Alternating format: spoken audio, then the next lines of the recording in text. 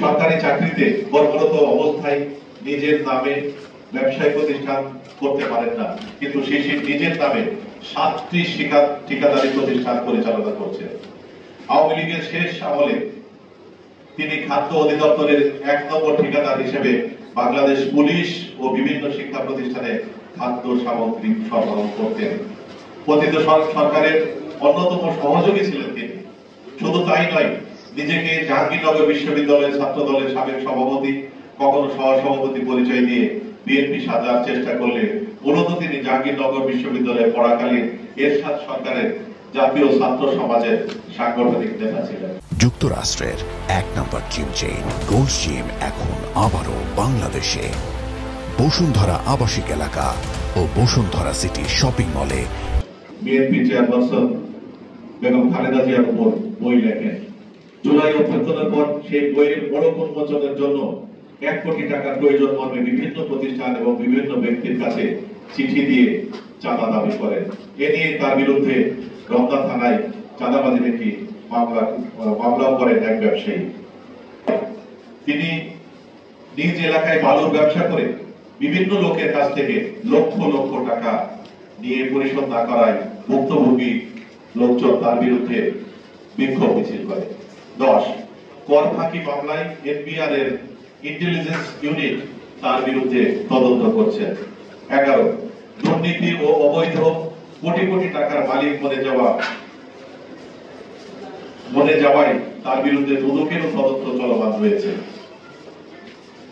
12 Mohsin monitoring and evaluation wing এর পরিচালক পদে থেকে পদাধিকার বলে ক্ষমতার অপব্যবহার করে অভিযোগ নিষ্পত্তি কর্মকর্তাদের দায়িত্বে পেয়ে একাধিক শিক্ষা প্রতিষ্ঠানের নিজ দপ্তরের অভিযোগ নিয়ে অধিদপ্তরের নামে লক্ষ লক্ষ টাকা হাতিয়ে নিয়েছেন।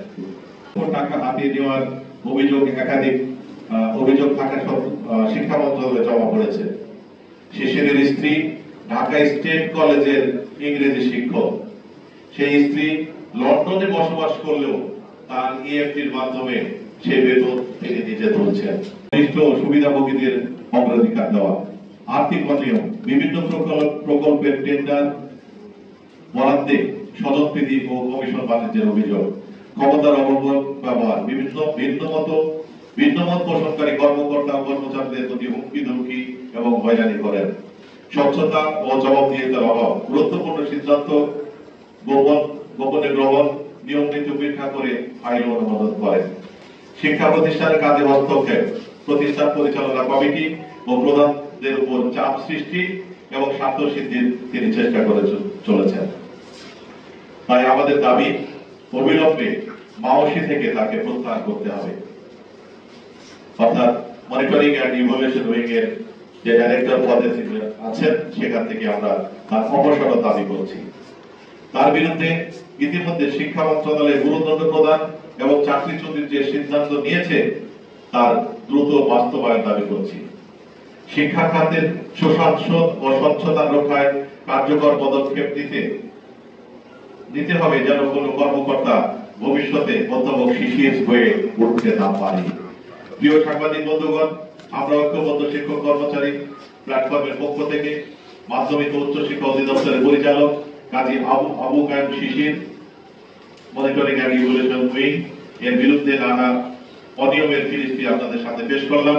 আশা করি আপনাদের মাধ্যমে তার যথাযথ কর্তৃপক্ষের নজরে আসবে এবং তার বিরুদ্ধে প্রয়োজনীয় শাস্তিমূলক ব্যবস্থা গ্রহণ করবে। সুতরাং আমরাও শিক্ষকতা করি, আমরা একজন শিক্ষকের বিরুদ্ধে কোন অনিয়ম বা অভিযোগের হিংসার বশবর্তী হয়ে করবো এটা মোটেও আমরা কল্পনাও করি না। আপনি নিজে বলেছেন প্রায় 50-60টি শিক্ষা প্রতিষ্ঠানকে তিনি অডিট টিম পাঠিয়েছেন। সেই সমস্ত শিক্ষা প্রতিষ্ঠানের অধিকাংশ প্রধান শিক্ষক অথবা প্রিন্সিপালরা আমাদেরকে বিভিন্নভাবে জানিয়েছেন যে তারা বিরাট অঙ্কের অর্থ দাবি করছেন এবং অনেক ক্ষেত্রে তারা সেই টাকা পয়সা দিতেও বাধ্য হয়েছে, এরকম আমাদের কাছে জানিয়েছেন। দ্বিতীয় বিষয়টি বলেছেন যে আমাদের মাননীয় শিক্ষা উপদেষ্টা তিনি সাংবাদিক সম্মেলনে অভিযোগ স্বীকার করেছেন যে কোটি টাকা নফা তার কাছে ছিল। আমরা বিভিন্ন সূত্রে জানতে পেরেছি এই কোটি টাকার অফারকারী এই অধ্যাপক হাজী কায়েম শিশির। কারণ তিনি বিভিন্ন জায়গায় নিজেও প্রকাশ করেছেন যে কত টাকা লাগবে আমার এই পদ চাই, এই বিষয়গুলি বিভিন্ন ক্ষেত্রে তিনি স্বীকার করেছেন। তো সুতরাং এই পদের জন্য এই এনসিটিভির চেয়ারম্যান হওয়ার জন্য এত টাকার অফারকারী আমাদের বিশ্বাস আর কোন শিক্ষকের মানে নাই এবং হবেও না। পরের বিষয়টি বলেছিলেন টেন্ডারবাজি সহ বিভিন্ন ব্যবসাতে ছাত্র অধিদপ্তরে তাদের লিপ্ত ছিল।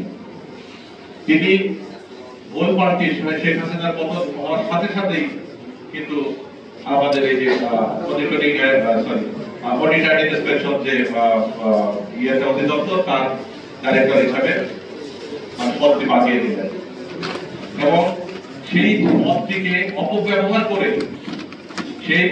অপব্যবহার করে এবং মনিটরিং অ্যান্ড ইভ্যালুয়েশনের বর্তমান ডাইরেক্টরের এই পদটিকে অপব্যবহার করে তিনি বিভিন্ন জায়গায় টেলিফোন করে বিভিন্ন মানে লোকদের কাজ দিতে সহায়তা করছেন এবং সেই অভিযোগ বিভিন্ন সূত্রের মাধ্যমে আমরা জানতে পারছি। সুতরাং শিক্ষক হিসাবে আমরা তার কোন রকমের মানে মিথ্যে অভিযোগ